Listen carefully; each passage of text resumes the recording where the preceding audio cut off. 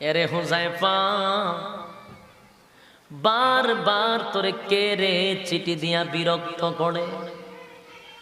হুযায়ফা ডাক দিয়া বলে, হাবিব নবী আমার, ওই যে আপনি চিঠি পাঠাইলেন যুদ্ধের ময়দানে শরীক হওয়ার জন্য।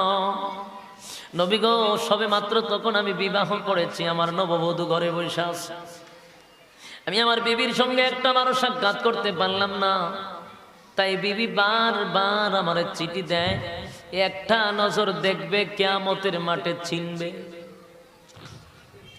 আল্লাহর নবী তার কথা শুই না, মনটা ভরে গেছে ইসলামের জন্য, দ্বীনের জন্য, জান্নাত পাওয়ার জন্য কতটুকু আগ্রহ।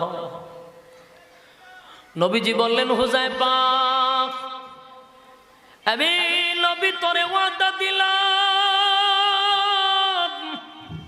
যুদ্ধ